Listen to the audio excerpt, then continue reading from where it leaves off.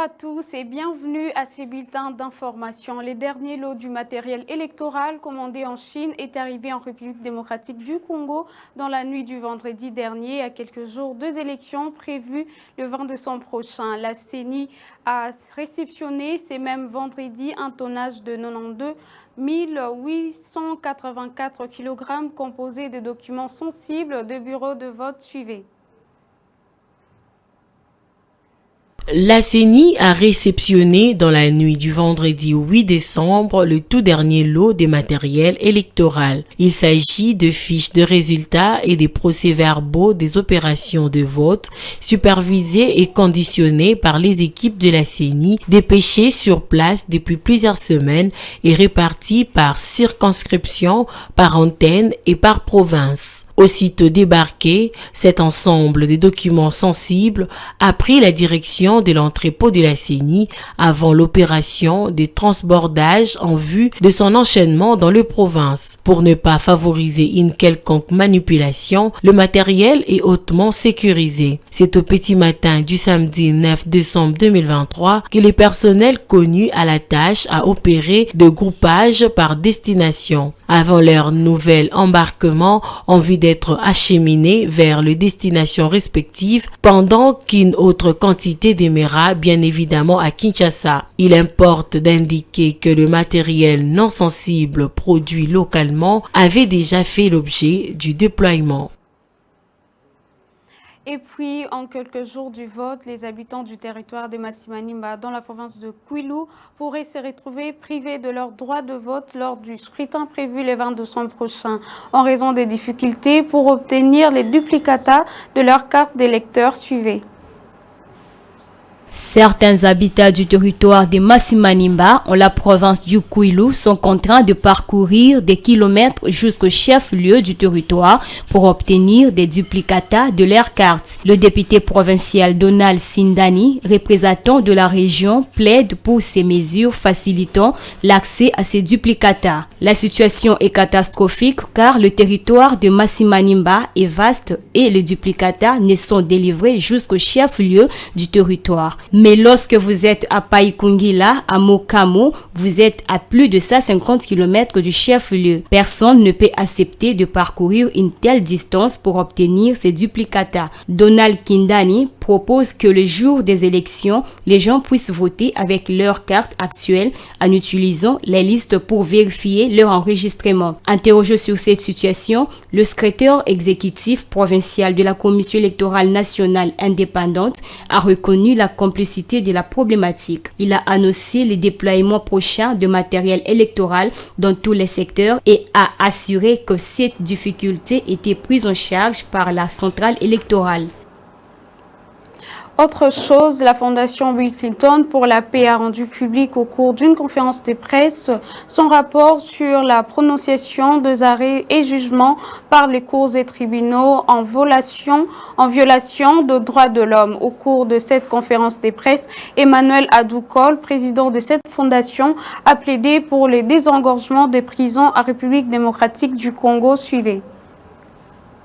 Sur 13 500 pensionnaires à la prison centrale de Makala, 2 942 sont inculpés. La prison militaire de Ndolo-Rigorge, pour sa part, 231 inculpés sur un total de 1575 détenus. C'est ce qui ressort du rapport publié le mercredi dernier par la Fondation Bill Clinton pour la paix lors de la conférence de presse axée sur le respect de la prononciation des arrêts et jugements par les cours et tribunaux dans les délais prévus par la loi en violation des droits de l'homme. Le président de la Fondation Bill Clinton, Emmanuel Adu, est revenu sur les raisons à la base de surpeuplement des maisons carcérales et a plaidé pour leur désengorgement. Il a par la même occasion déploré les décès de certains prisonniers. Voici, dans un moyen général, les chiffres trouvés dans deux prisons en date du 5 décembre 2023. Prison militaire de Ndolo. L'effectif général, 1575. Prévenus, 231. Inculpés, 231. Décès pour cette année D. Prison centrale de Makala, Les prisons centrales de Macky Sall, 13 552. Les mineurs, 525. Quartier militaire, 1905. Inculpés, 2942. Prévenus, 5903. Condamnés, 2242. Décès au mois de janvier à décembre, 503. Les 5 décembre 2003, des décès. Quelques recommandations ont été formulées en vue d'améliorer le système judiciaire en République démocratique du Congo, surtout en cette période électorale. Les recommandations au chef d'État congolais. Son Excellence, Monsieur le Président Félix Antoine Tshisekedi, de veiller à prendre des dispositions afin de fermer ces cachots clandestins et d'ignables annexes, etc. De veiller au bon fonctionnement de la magistrature à tous les niveaux.